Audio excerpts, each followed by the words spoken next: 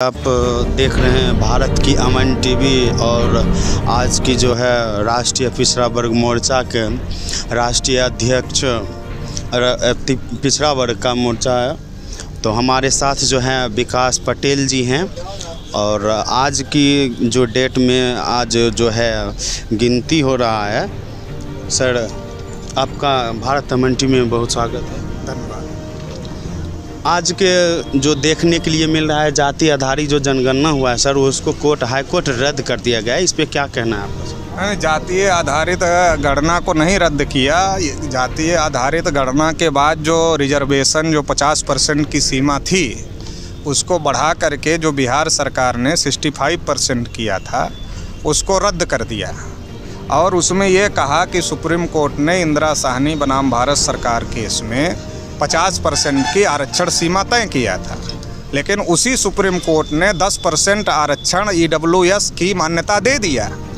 जब supreme court ने 10% EWS आरक्षण की मान्यता दे दिया तो 50% सीमा का मामला अपने आप ही ख़त्म हो गया, क्योंकि 10% तो 50% के ऊपर है, तो इसलिए अब वो मामला है नहीं। तो इसलिए ये जो 65% आरक्षण बिहार सरकार ने किया है तो उस पर हमारा ये कहना है कि चूँकि अभी नीतीश जी की बैसाखी पर केंद्र सरकार है तो नीतीश जी ने ही ये आरक्षण लागू किया था, इसको बढ़ाया था। तो हमारा उनसे ये अनुरोध है कि वो केंद्र सरकार को कहें कि इस आरक्षण को 9वीं अनुसूची में डाल दिया जाए ताकि ये न्यायिक हस्तक्षेप से मुक्त हो जाए। तो इससे जो बिहार में SC ST OBC के लोग हैं उनको इसका फ़ायदा मिलता रहेगा। दूसरा, अब इनके ही बल पर सरकार है तो ये भी कहें कि केंद्रीय स्तर पर जाति आधारित जनगणना कराई जाए और संख्या के अनुपात में जिसकी जितनी संख्या है उसको उतना हिस्सेदारी सभी क्षेत्रों में सुनिश्चित किया जाए। और इसको लेकर के हम लोग आने वाले समय में बड़ा आंदोलन भी करेंगे। अगर ऐसा नहीं होता है तो इसके लिए आंदोलन भी करें।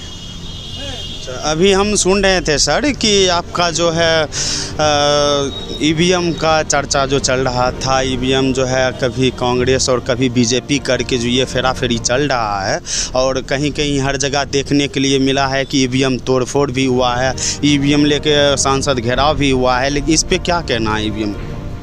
EVM को लेकर ये कहना है कि एक तो EVM पर बड़े पैमाने पर देश में असंतोष है। तो जब देश में बड़े पैमाने पर असंतोष है तो सरकार या चुनाव आयोग की कौन सी मजबूरी है EVM को रखना है?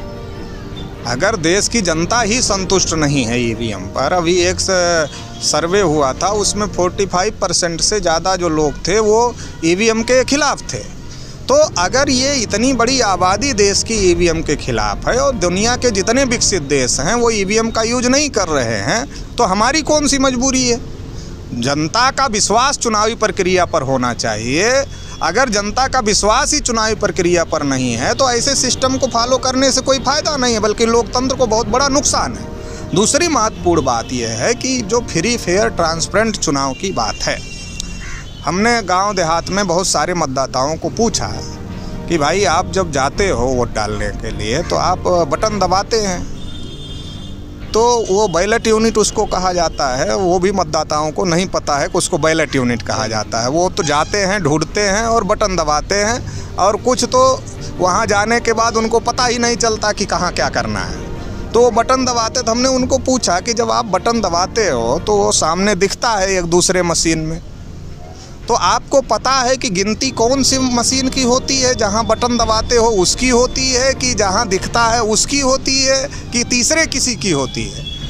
उन्होंने कहा हमको नहीं पता है किसकी होती है।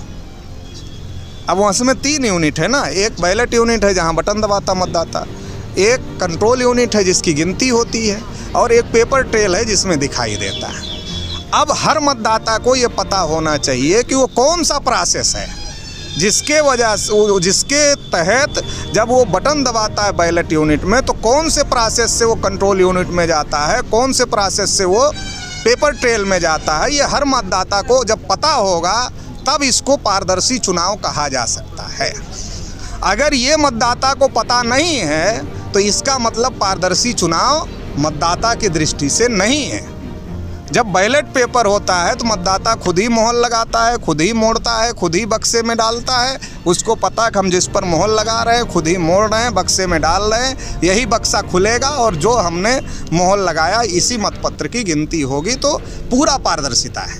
लेकिन ईवीएम में पारदर्शिता नहीं है। मतदाता को इलेक्ट्रॉनिक वोटिंग मशीन का प्रोसेस ही पता नहीं है। सवाल ये तो दूसरा है कि घोटाला होता है कि नहीं होता है। चुनाव आयोग वाले बार बार कहते इंटरनेट नहीं है, तो वो चंद्रमा पर इंटरनेट है। यहाँ से जो चंद्रयान भेजा यहाँ से कंट्रोल कर रहे हैं तो वहाँ इंटरनेट है? नहीं है। इंटरनेट तो चंद्रमा पर नहीं है ना, फिर भी यहाँ से कंट्रोल कर ले रहे हैं। तो धरती पर रहकर ईवीएम को नहीं कंट्रोल कर सकते, चंद्रमा पर यहाँ से धरती से चंद्रमा यान कंट्रोल कर सकते हैं। तो टेक्नोलॉजी के युग में आप किसी टेक्नोलॉजी को फुल प्रूफ नहीं बता सकते। टेक्नोलॉजी के युग में आप किसी टेक्नोलॉजी को फुल प्रूफ नहीं बता सकते, क्योंकि हर टेक्नोलॉजी का तोड़ है। लेकिन बैलेट पेपर जो है उसमें क्या है, वो तो सबके आंख के सामने है, पूर्णतः पारदर्शी है। तो ईवीएम पारदर्शी नहीं है, बैलेट पेपर पारदर्शी है। यही बात 8 अक्टूबर 2013 को सुप्रीम कोर्ट ने भी कहा था कि ईवीएम से फ्री फेयर ट्रांसपेरेंट इलेक्शन नहीं हो सकता, इसलिए उन्होंने पेपर ट्रेल लगाया। अब अगर इसको पारदर्शी बनाना है तो इसका एक ही रास्ता है, पेपर ट्रेल की काउंटिंग किया जाए।